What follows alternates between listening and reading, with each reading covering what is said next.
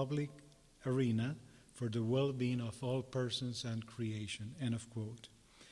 This evening's speaker was part of the second round of this lecture series back in 2015-16. So I'm honored to introduce our alumna of 2005 with a degree from Garrett, a PhD in theology and ethics in 2005, and visiting professor this spring, Dr. Pamela R. Lightsey. Dr. Lightsey has a stellar history as a senior administrator and scholar in higher education. She currently serves as Vice President for Academic Affairs at Meadville Lombard School of Theology or Theological School here in Chicago. Before this appointment, she was Associate Dean of Community Life and Lifelong Learning at Boston University School of Theology from 2011 to 2017, and Associate Vice President of Students Affairs and Dean of Students here at Garrett-Evangelical from 2007 to 2011. As a womanist scholar, Dr. Lightsey has served as co-chair of the American Academy of Religion's Womanist Approaches to Religion and Society group. She's currently a member of the work group on constructive theology. Pamela's several publications include the book Our Lives Matter, a Womanist Queer Theology, and several important book chapters like He's Black and We're Queer in Albert Cleage Jr. and the Black Madonna and Child, Reconciliation in Prophetic Evangelicals, Envisioning a Just and Peaceable Kingdom, and the title, If There Should Come a Word, in the collection of Black United Methodists Preach. And she's working on a book or text, chapter, Blinking Red, the escalation of a militarized police force and its challenges to Black communities. Dr. Lightsey is an honorably discharged veteran of the United States Army, and she served as a member of the original executive committee for the Soul Repair Project, which studies the role of moral injury in military veterans. As an activist, Dr. Lightsey has worked with the LGBTQ community to end the Don't Ask, Don't Tell policy in military police and to ensure marriage equality. And she continues to critique churches for homophobic polity, liturgy, and homiletics. She has consistently collaborated with activist colleagues in the movement for the liberation of Black lives, those addressing violence against Black trans women and institutional racism on college campuses. Pamela was on the ground protesting against excessive police force during the first 21 days of unrest in Ferguson, and was one of several live streamers providing ongoing broadcasts across 1 year period. Dr. Lightsey is the mother of 2 adult children, one adult goddaughter whom she helped raise, and has 2 grandsons. She is an ordained elder in the Northern Illinois Conference of the United Methodist Church. Her presentation tonight is entitled Getting Embodied, Reflections on Boundary Making and Boundary Breaking for the Liberation of Black Bodies, which wrestles with and reflects on the continued restriction created to limit Black and, for that matter, brown bodies. One key question she's wrestling with in this reflection is, how might we lay claim to our bodiness in this century, and especially in sacred spaces? Immediately after her presentation or talk, Dr. Lightsey can spend like 20 minutes for Q&A. and I would like you to join me in welcoming and recognizing Dr. Pamela Lightsey in our midst.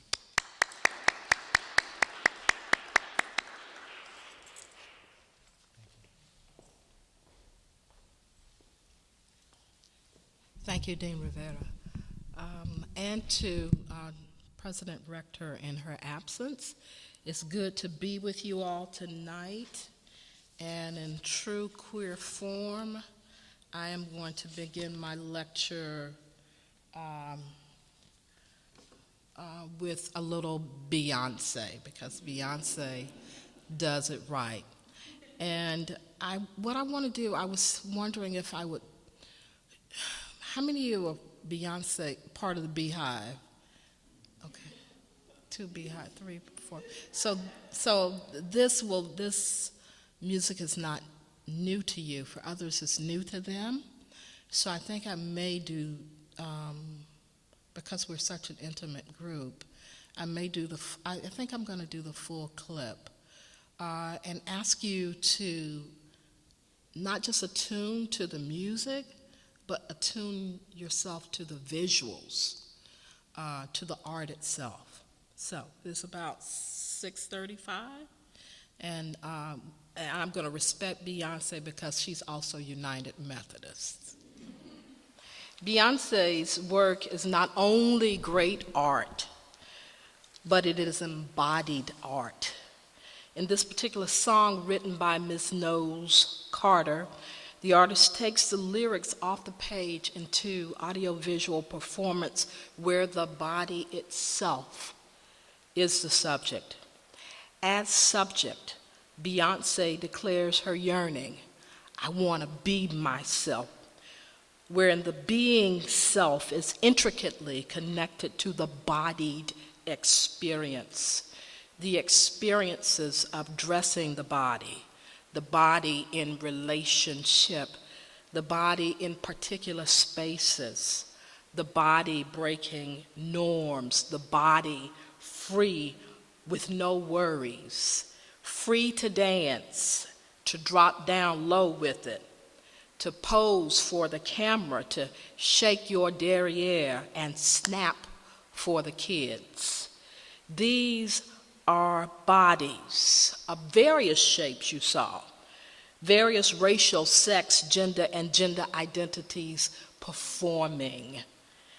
I've been reflecting on the ways we be in our bodies, the ways we perform, the ways boundaries are established to prohibit particular bodies from getting bodied, to use Beyonce's term, and the ways bodies are ignored at best and erased figuratively and literally.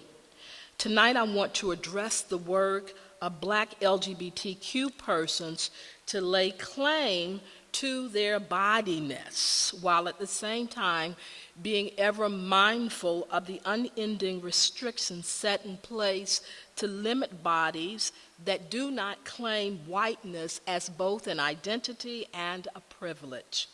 A cautionary note.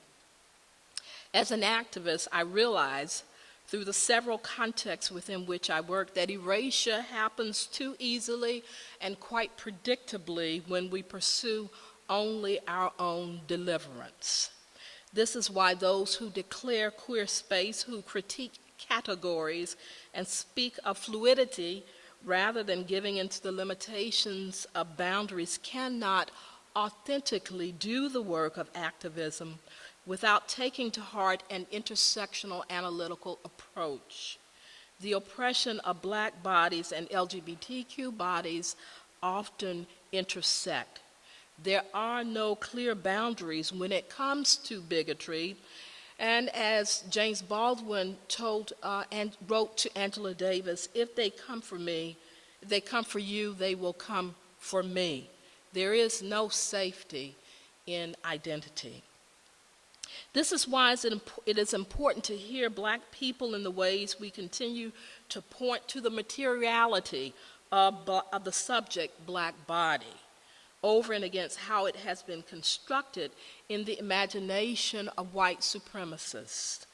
Thus, it is important that we honor those Black activists who have offered their bodies in ways that help us to believe those who believe in freedom now, and to recognize the constraints, biological, police, theological, class, and so on, that hinder us. There are also great examples of the ways in which Black artists as activists have addressed the quest for body freedom privately and publicly. A very fine example is this poem, which I'm going to read, which was written by the late Lorraine Hansberry, whom you will remember, if you follow her work, wrote A Raisin in the Sun. And she wrote, "I regret that love really is as elusive as everybody over 30 knows it to be. My consuming loneliness, all the friggin' hurts in this world, that a certain lady let my letter be read." These are her regrets. "The shallowness of the people who have come into and lately been expelled from my life. I like 69 when it really works. The first scotch, the fact that I almost never want the third and even second when I am alone, praise fate.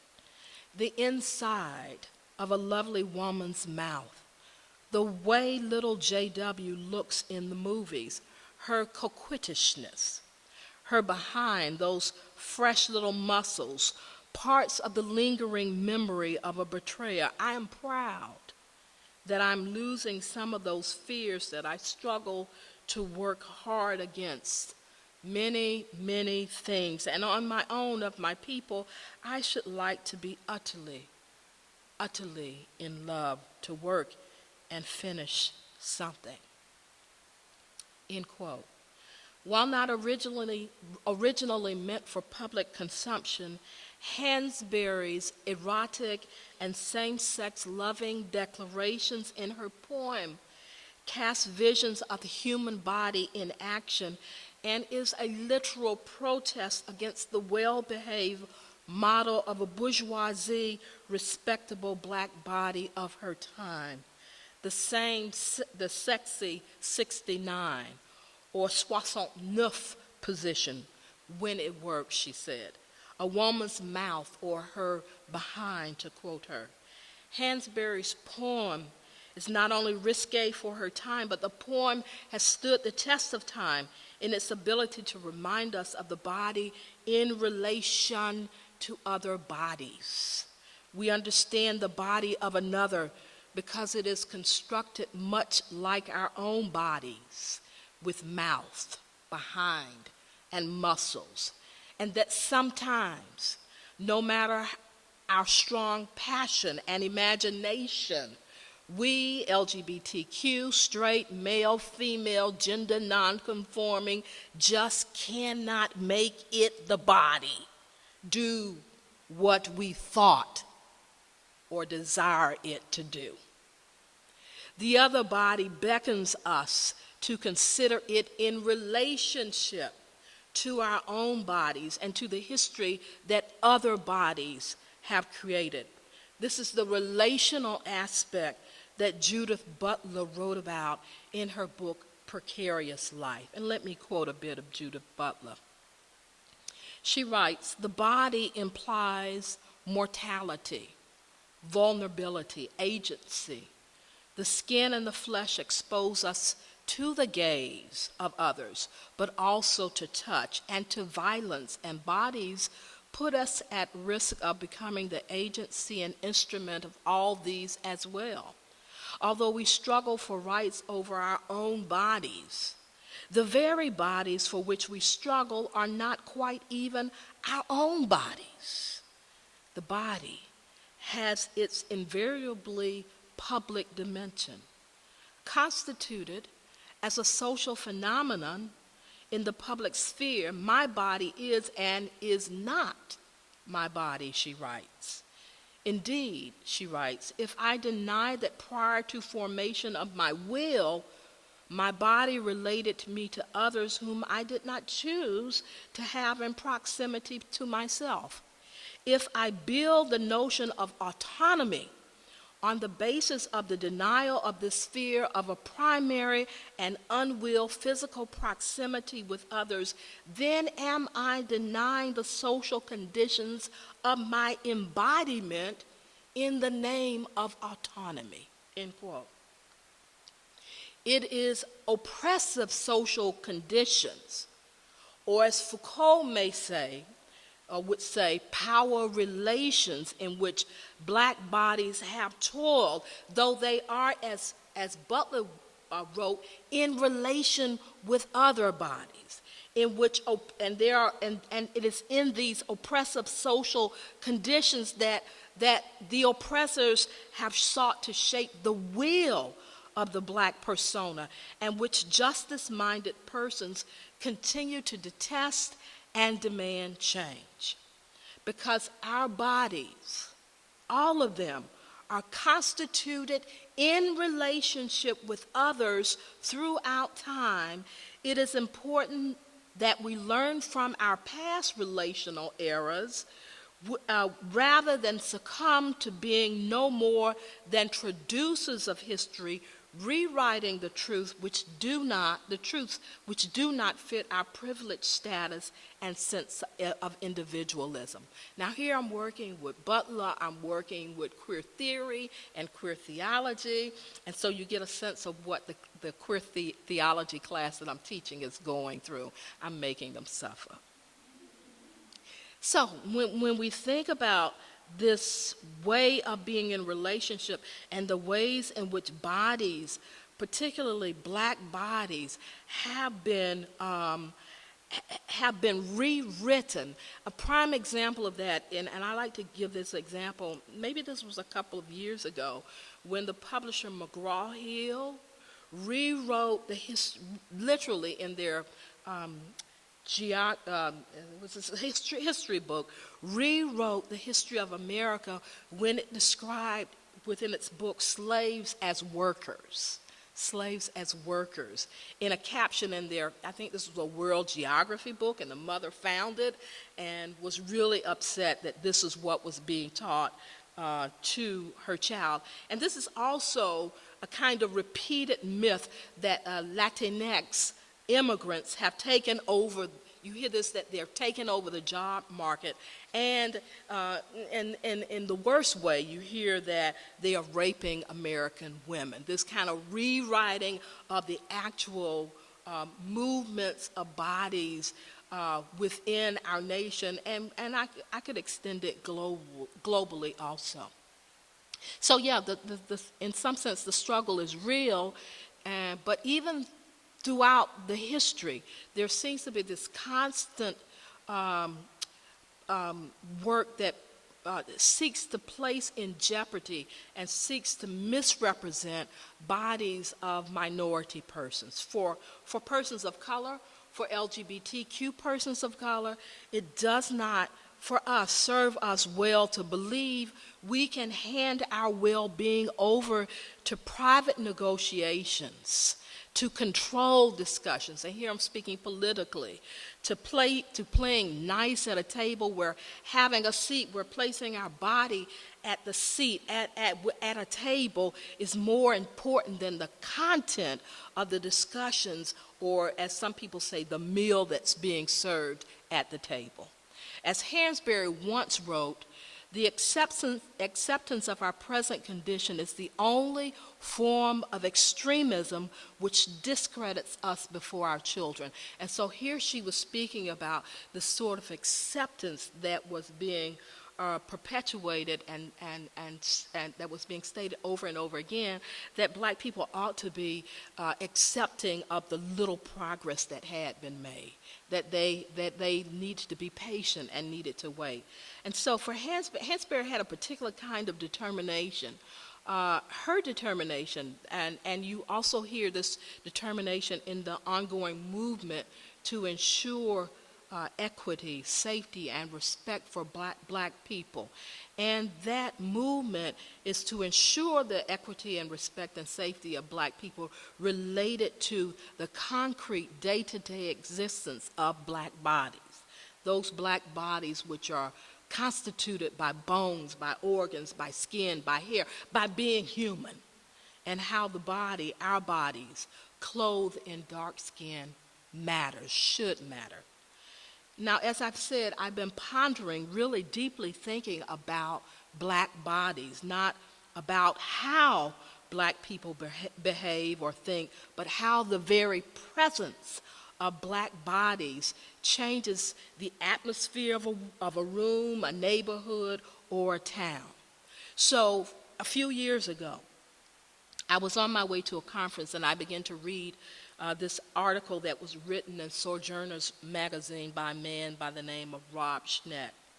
And Rob was writing about Christians and gun ownership. And I think the article is really relevant for us to consider tonight, not only because I'm attempting to center our attention and our thoughts on the body, but also given the current debate on gun control. So listen to the first paragraph of this article. He writes, sitting at a dining room table full of fellow evangelical pastors, I ask, how many are carrying? And that's a euphemism for how many are carrying a weapon, a concealed weapon. They all raise their hands. Then I ask, what determines when you draw your gun and prepare to shoot another human being? There was awkward body language and mumbling. After a few seconds passed, one older man said, I'll tell you what determines whether I draw the gun or not. It's the man's skin color. I was left speechless by the pastor's jarring, blatant racism. Still, as respectfully as possible, I asked him to please clarify what he meant. Well, we got a big city nearby, and you know, the black people there are always killing people. Now, if a colored man comes into this county, I know he means trouble because he knows he doesn't belong here. That makes him more dangerous than a white man. That's why I'd pull my gun, end quote. Notwithstanding the fact that this article reveals the depth and virulence of racism, but more relevant for our reflection is the idea that merely the presence of a black man is understood as evil at hand, and therefore without interrogation, warranting guns being drawn on him, on his black body.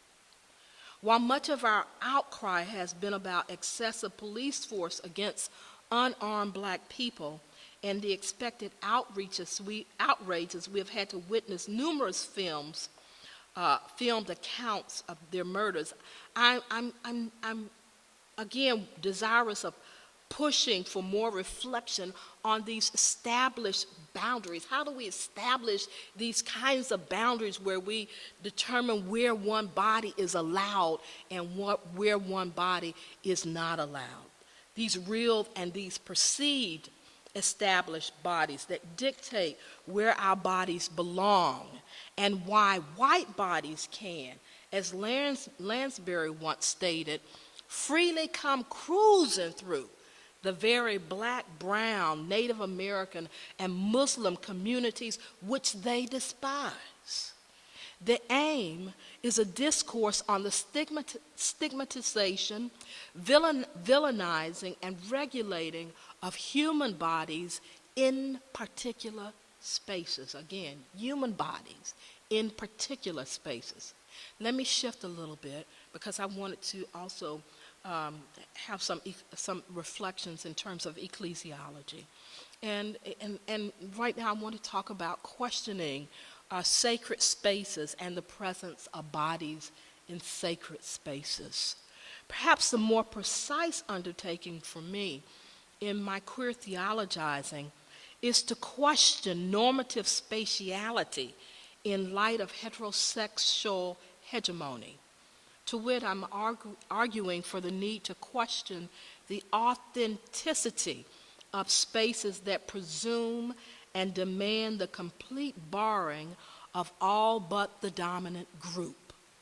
But that in and of itself is a dangerous question, precisely because it prompts us to address not only the limitations on spaces for Black bodies, but the shutting off, the politicizing, and checkpointing of spaces against Palestinians, Latinx, Asian, Muslims, women, disabled, and LGBTQ persons. So for example, it is to wonder how we have constructed such sacred spaces as the pulpit and the bathroom, to question even the pulpit as phallic ideation and public bathrooms as sites for biological sex validation.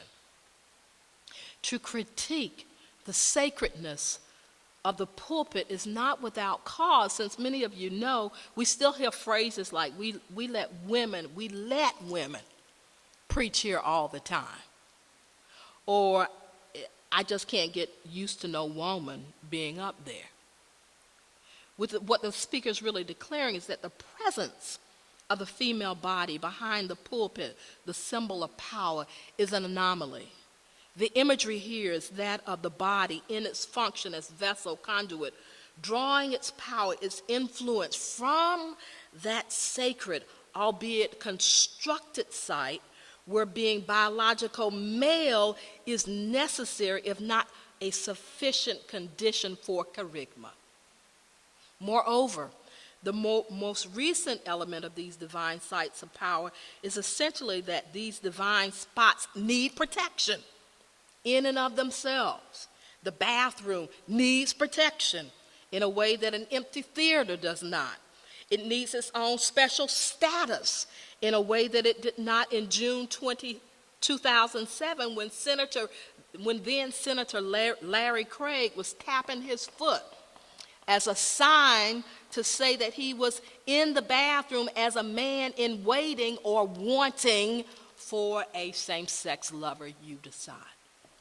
To question these socially constructed sacred sites where marginalized bodies may not enter or may enter only under additional systems of oppression is a necessary work for the LGBTQ community and its allies.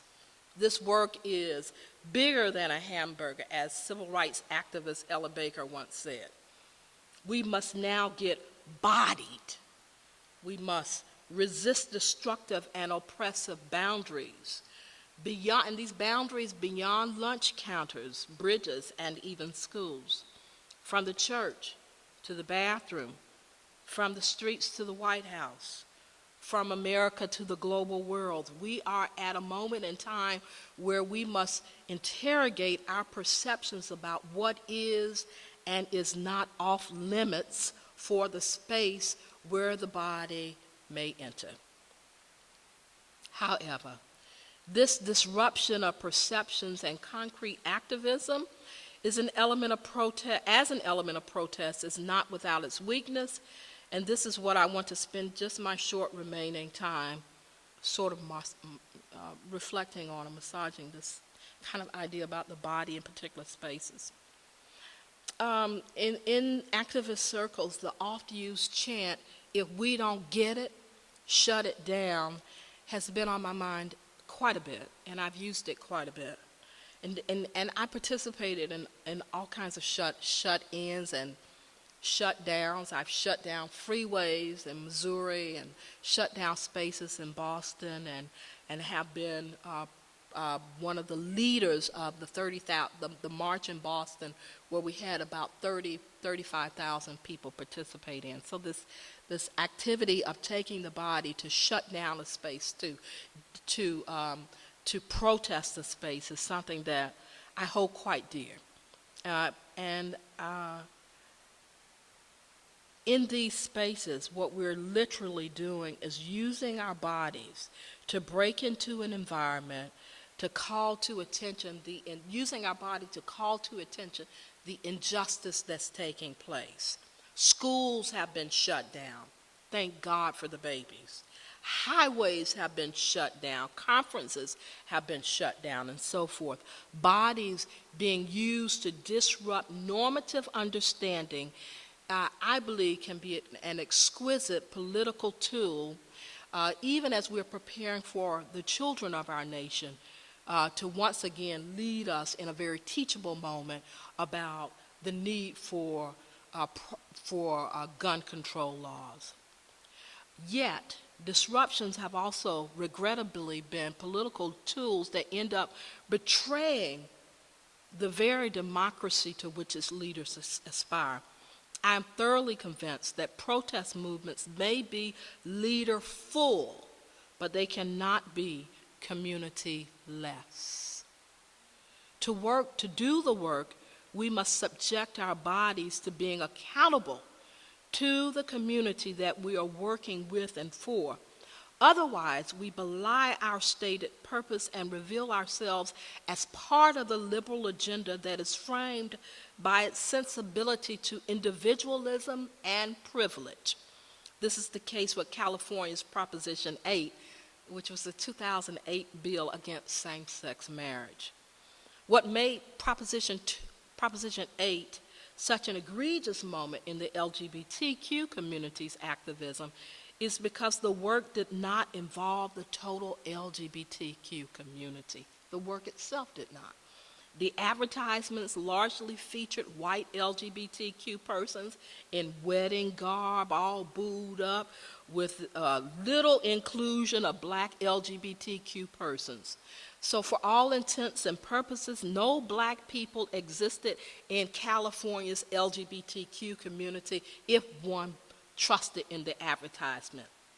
Yet when the proposition passed, many white persons within the LGBTQ community vilified the very persons whom they had erased in the political strategizing. Now, while I wish I could say that this has changed, far too much of LGBTQ activism still resides in the marketing, branding, communication, strategizing, and leadership of solely white gay men. The fear of inclusive spaces, the anger against bodies that cross status quo spaces, is the fear of the loss of those of fixed boundaries. And this is strange for the LGBTQ community. It is this fear of the loss of fixed boundaries that legitimize the existence of a privileged majority minority. Lastly, and perhaps all too briefly, I want to push us to think about the future of our capacity to be free, to get bodied, in terms of the body as Imago Dei. It was the human body as Imago Dei that participated in the primordial disruption of chaos as part of God's created work. Therefore, ought we not consider the current activist moments that disrupt particular boundaries as not against an ordered life, not against the peace of the city, but actually necessary for the preservation of life and the onward journey of our eschatological goal? Now, if that is the case, and I believe that it is the case, then the goal of this kind of get embodied, where one is free to be, that goal is never assimilation. It is not for the purpose of joining the status quo, but always to agitate the status quo from every location of our bodies, our embodied journey. It is to be on mission 1, 2, 3, 4, as Beyonce would say, to skip to the front of the line, to shake things up by asking questions, to call BS when you see BS, to come forth like you mean business, as Beyonce would say, and to sashay yourself into whichever bathroom helps you maintain the dignity of your being. I admit, this requires a certain level of courage, and therefore, get embodied can never be done in isolation. To get body To be free means to do the work in relationship with other persons. Take your girls with you, grab your guys with you, and get bodied together. Thank you.